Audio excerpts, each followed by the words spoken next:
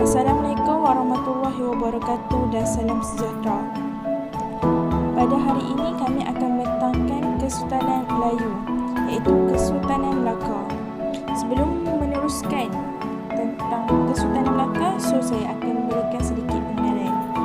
Sejarah negara ini telah pun bermula sejak beribu tahun dahulu. Penemuan arkeologi membuktikan beberapa kawasan di Tanah Melayu, iaitu Sabah dan Sarawak, telah didiami manusia sejak zaman prasejarah. Di Malaysia, zaman Paleolitik dikenal pasti berlaku lebih kurang 40,000 tahun dahulu. Antara penempatan awal manusia adalah di Kota Tampan, Perak, Buanyah di Sarawak dan Tengkayu di Sabah. Perkembangan masyarakat dari zaman Paleolitik, Mesolitik, Neolitik, zaman logam hinggalah zaman protosejarah memperlihatkan pembangunan tamadun yang sangat pesat di tanah air sejak sebelum Masihi sehingga abad 10 yang pertama. Perkembangan ini terus berlaku pada abad-abad seterusnya yang menyaksikan perkembangan kebudayaan berasaskan pengaruh Buddha, Hindu dan Islam.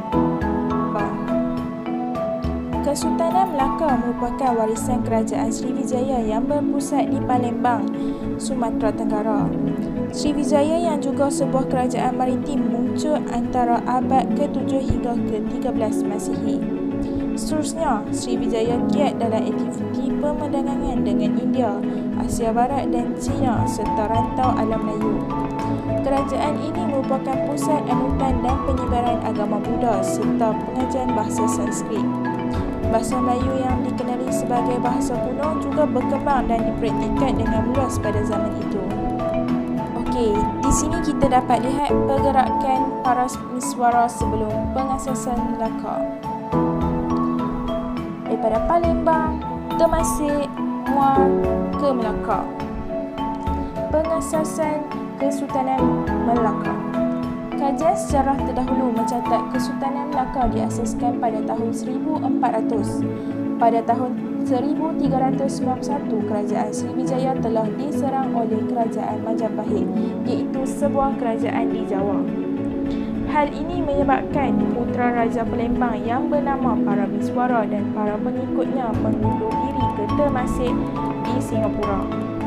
Pada waktu itu, Singapura dinaungi oleh kerajaan Ayodhya Siam. Pemerintahan tempatannya bernama Sang Aji Singapura, iaitu menantu kepada Raja Siam itu sendiri. Setelah menewaskan penguasaan pulau tersebut, Paramiswara bertahta di Singapura. Namun pada tahun 1398, Ayodhya membuat serangan balas ke atas Singapura. Paramiswara telah mengundur diri ke semenanjung Tanah Melayu. Pada mulanya baginda bertapak di Muar, seterusnya di Sening Hujung Bertam dan akhirnya di Melaka sekitar tahun 1400. Namun begitu, dalam kajian yang mutakhir terdapat sarjana yang mengemukakan bahawa kerajaan Melaka diasaskan pada tahun 1262. Tarikh baharu ini lahir ekoran kajian terhadap naskah buku Anjum, iaitu Salalatus Salatin. Kejap lagi kita boleh lihat buku itu macam mana. Ketika Paramiswara tiba di Melaka, sebuah perkampungan nelayan telah wujud di sana. Paramiswara menamakan kawasan tersebut sebagai Melaka, bersebut dengan nama Pohon Melaka. Bermula daripada baginda hingga ke waris-warisnya, Melaka berkembang dan kemudian menjadi pusat perdagangan yang termasyhur di dunia, terutama pada pada abad ke-15. Okey, kita boleh lihat buku teks Salalatus Salatin. Okey. Ini contoh buku teks Salalatus Salatin muka hadapan. Ada edisi yang berlainan di sini.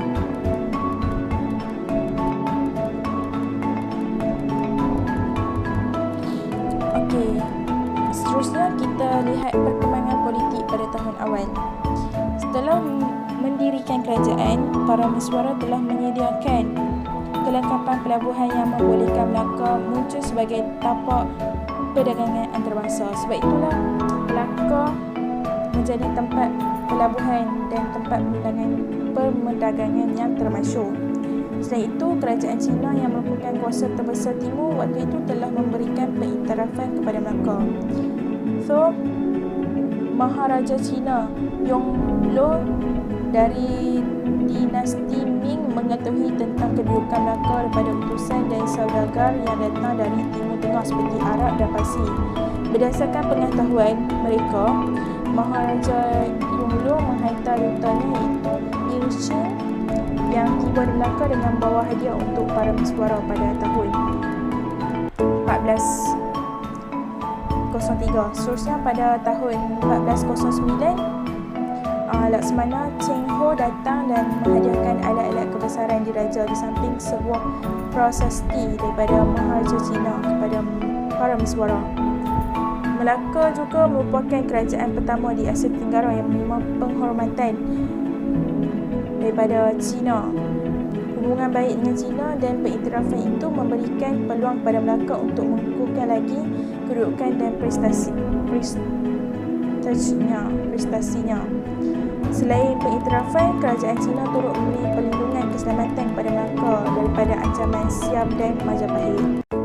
Okey, ni pemerintahan kerajaan Melaka menggunakan sistem beraja. Kedudukan tertinggi dalam sistem pemerintahan ialah raja atau yang dipertuan apabila pemerintahan mula memeluk Islam. Gelaran Sultan dan Shah turut digunakan. Okey, so kat bawah ni adalah nama pemerintah, tahun pemerintahan kerajaan terdahulu dan tahun pemerintahan kerajaan terkini. So, sistem pemerintahan beraja mutlak, kedudukan dan hak raja tidak boleh dipersoalkan dan diganggu-gugat. Namun, Sultan Melaka turut mendapat nasihat dan bantuan daripada para pembesar. Menjadi kepercayaan masyarakat pada waktu itu seperti taat, setia, derhaka, daulat, tulah dan nobat. Konsep ini berkait rapat dengan protokol diraja yang banyak melibatkan bahasa dalam atau istana. Raja dibantu oleh organisasi yang tersusun dengan hierarki dan fungsi masing-masing. Sistem ini dipanggil sistem empat lipatan. Okey, so jadi pemerintahan kerajaan Melaka ni apabila mengenal pasti bentuk pemerintahan Kesultanan Melaka, kita dapat memahami bahawa sistem pemerintahan negara pada hari ini yang masih mengamalkan sistem beraja ialah warisan dari sistem pemerintahan Kesultanan Melaka lah. Kedudukan tertinggi dalam sistem pemerintahan ini adalah raja yang dipertuan apabila pemerintahan mula memeluk Islam. Gelaran Sultan dan Shah turut digunakan lah. So adalah kat bawah tu yang saya tunjuk tadi, yang saya kata tadi tu, yang dekat slide 6 tu kan, nama perintah semua. Okay. So sistem pemerintahan berbentuk raja mutlak yang bermaksud kedudukan dan hak raja tidak boleh dipersoal dan diganggu-gugat. Namun Sultan Melaka turut mendapatkan nasihat dan bantuan daripada para pembesar tadi lah saya cakap tadi. So kuasa dan kewibawaan raja berkait rapat dengan beberapa konsep yang saya cakap tadi tu, yang taat, setia, derhaka, daulat, tulah dan nobat tu. Okay. So dan juga konsep-konsep ini berkait rapat dengan protokol diraja yang melibatkan alat kebesaran dan bahasa dalam atau bahasa istana. Antara bahasa istana yang digunakan seperti titah, patik, muka, kurnia, anugerah. Lagi bersiram, gering, berangkat dan pangkat. Okay. Kesultanan Melaka melaksanakan sistem pentadbiran yang tersusun. Sultan mempunyai berkenan melantik pembesar yang berfungsi sebagai mentadbir, pelaksana undang-undang dan peraturan, menghakimi perbicaraan, mengawal kesempatan, mentadbir hal ehwal, pelabuhan, merancang perubahan antarabangsa serta melaksanakan protokol dan alat istiadat istana. Okay, raja dibantu oleh organisasi yang tersusun dengan hierarki dan fungsi masing-masing. Sistem ini dipanggil sistem pembesar empat lipatan seperti yang ditunjukkan dekat bawah ni, iaitu sistem pembesar empat lipatan. So kat situ adalah pembesar 4, pembesar 8, pembesar 16, pembesar 32. Okey. So pembesar 4 ni ialah pembesar utama yang terdiri daripada bendahara, penghulu, bendahari, temenggung dan laksamana. Okey. pembesar tersebut seperti yang ditunjukkan. So fungsi pembesar 4 utama Kesultanan Melaka ni lah ya. Slide nak sebenarnya. So bendahara. Bendahara merupakan pembesar paling kanan yang menjadi penasihat raja.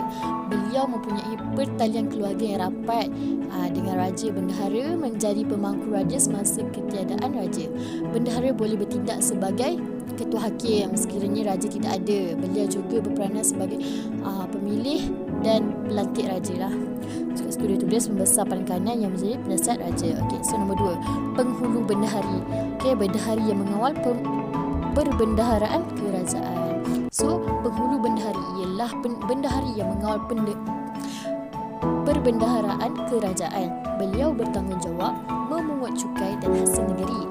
Beliau juga menyimpan daftar hamba raja dan ketua bagi semua syahbandar. So nombor 3 ialah temenggung. Pelaksana atau ketua undang-undang, peraturan negeri dan keselamatan. So temenggung ni temenggung berperanan sebagai pelaksana atau ketua undang-undang, peraturan negeri dan keselamatan. Beliau juga berfungsi sebagai ketua polis kerajaan. Justeru beliau menjadi pendakwa sekiranya berlaku kesalahan individu yang terbukti. Dan soal adat istiadat, beliau bertindak sebagai ketua protokol istana. So kita pergi kepada nombor 4 iaitu laksamana, ketua hulu balang atau pahlawan dalam peperangan terutama di laut. So yang ni laksamana merupakan ketua hulu balang atau pahlawan dalam peperangan terutama di laut. Laksamana bermaksud raja di laut. Dan mengetuai semua askar kerajaan. Beliau bertanggungjawab memikul pedang kerajaan dalam upacara rasmi serta menjadi diplomat dan membawa utusan kerajaan lah. So kat bawah ni kata selain pembesar 4 utama, wujud golongan pentadbir lain yang kurang pentingnya seperti syahbandar. Corak pentadbiran sebegini membentuk sistem kebangsaan di Melaka dan memperkukuh hierarki masyarakat, iaitu golongan pemerintahan dan golongan diperintah. Pentadbir wilayah Kesultanan Melaka dibahagikan kepada beberapa peringkat, iaitu Melaka Pusat, wilayah pegangan, pemakanan, wilayah kecil, jajahan, wilayah takluk. Melaka Pusat merujuk unit pentadbiran teratas dalam sistem pembesar 4 lipatan. Wilayah pegangan ialah kawasan yang dianugerahkan kepada pembesar tertentu untuk mentadbir. So slide yang ke-11. Pentadbiran di wilayah kecil jajahan dipertanggungjawabkan kepada penghulu yang dilantik mandulika. Wilayah takluk Melaka meliputi wilayah di Tanah Melayu, Sumatera dan Kepulauan Riau Tinggal. Wilayah-wilayah diberi autonomi untuk mengekalkan pentadbiran tempatan tetapi perlu membayar sejumlah cukai yang ditentukan. Alright. So itu sahaja.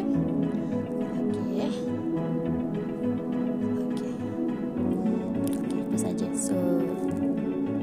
So sambung.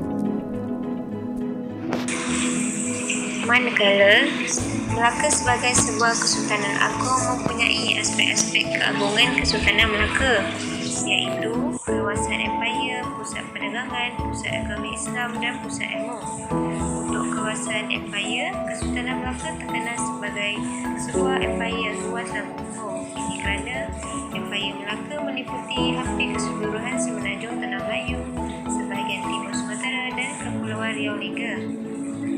Untuk pusat perdagangan pula, Melaka pernah menjadi pusat perdagangan dunia dan berperanan sebagai pelabuhan Interport. Interport ini membawa erti pada 3 peranan, iaitu penerima, pembeli dan penjual barang-barang dagangan untuk disimpan di dalam gudang sebelum dijual, dan perantara dan pengurus dagangan antara cabang hubungan perdagangan yang terjalin, dan pusat penyebaran barang-barang dagangan tersebut untuk penjual. Hal ini kerana kedudukannya yang strategik dan menjadi pusat pertemuan saudagar dari timur dan barat, contohnya macam dari negara China, India, Timur Tengah, Asia Timur dan Kepulauan Melayu. Manakala untuk pusat agama Islam pula berlaku penyebaran agama Islam di Melaka, sehingga Melaka ni menjadi pusat penyebaran agama Islam. Melaka ni pernah menjadi tumpuan pendakwa-pendakwa kerana Islam diisytiharkan sebagai agama rasmi dan dianuti oleh Sultan serta rakyatnya. Selain itu, Melaka pernah berkembang sebagai pusat penyebaran ilmu pengetahuan kerana gerakan pihak istana. Istana Melaka berperanan sebagai pusat pengembangan bahasa Melayu, perundangan, kebudayaan dan persuratan. Ini kerana pusat ilmu ini menjadi penting di Melaka tersebut.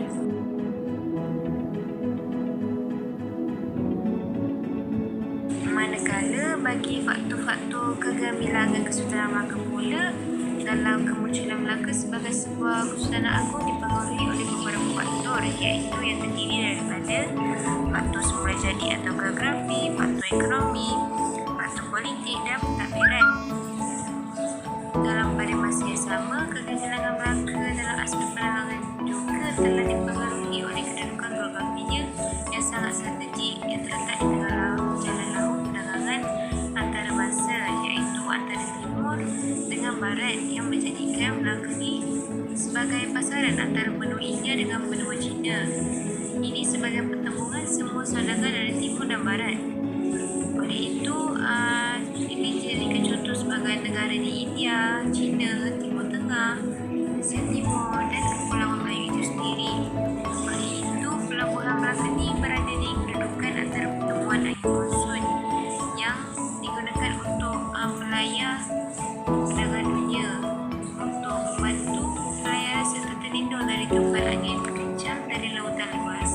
Ini dikenali sebagai angin monsun timur laut dan angin monsun barat daya. Di samping itu, kedudukan Melaka di Selat Melaka juga telah menjadi satu kelebihan kerana selat ini merupakan sebuah lorong sempit yang menjadikan daratannya berpotensi besar untuk disinggahi oleh orang luar. Walhal pintu pelabuhan di Melaka ini aman dalam yang membolehkan kapal-kapal besar masuk pelabuh dan mempunyai bekalan air tawar yang mencukupi. Di samping itu, dalam faktor kekayaan hasil semula jadi pula menjadikan kegemilangan Kesultanan Melaka adalah kemasyhuran perdagangan Melaka yang dipengaruhi oleh kekayaan sumber asli dan sekitarnya. Sumber ini meliputi hasil-hasil hutan seperti kayu kayan, kayu wangi, tamar dan rotan. Walau bagaimanapun, di pelabuhan Melaka juga mempunyai hasil semula jadi yang banyak kerana semenanjung tanah Melayu ni kaya dengan sumber galian seperti emas. Ini terkait dengan tradisi yang menggunakan warna kuning dalam institusi di Raja Melayu Melaka dan negeri-negeri Melayu lain kerana dia mempunyai persamaan dalam penggunaan emas di Raja Istana. Selain daripada emas juga, terdapat juga biji timah telah diusahakan dengan secara meluas di tanah Melayu. Biji timah ni didagangkan ke India sejak abad 5 masih lagi, dan pelabuhan Melaka lah yang berfungsi sebagai pusat pengedaran hasil timah pada zaman kegemilangan. Di samping itu, di pesisiran pantai Melaka juga terdapat deretan hutan bakau dan juga daun nipah yang digunakan untuk dijadikan tikar dan atap rumah. Ini kerana kayu bakau penting sebagai bahan bakar untuk dijadikan kayu api. Sejurus dengan itu, orang Melayu di pesisiran sepanjang sungai dan pantai Melaka juga memainkan peran penting sebagai penjual dan pengedar hasil-hasil hutan. Manakala untuk pengumpulan hasil hutan sebenarnya dilakukan oleh masyarakat orang asli yang telah mendiami kawasan pedalaman itu sejak zaman prasejarah lagi. Ini kerana mereka berkemahiran mengenali jenis-jenis tumbuhan, akar-akar kayu seperti kayu gahar wangi dan kayu barus yang membutuh atau yang rusak. Mereka juga berperanan membawa hasil-hasil hutan ini ke pantai, pinggir sungai dan kawasan penempatan kampung Melayu di Melaka dengan menggunakan jalan sungai. Walau bagaimanapun, hubungan masyarakat orang asli ini dengan pesisir dari segi pertukaran barang, iaitu dikenali sebagai sistem barter, menunjukkan bahawa sistem perdagangan ini perdagangan tradisional telah pun wujud di Melaka sebelum muncul sebagai pelabuhan antarabangsa.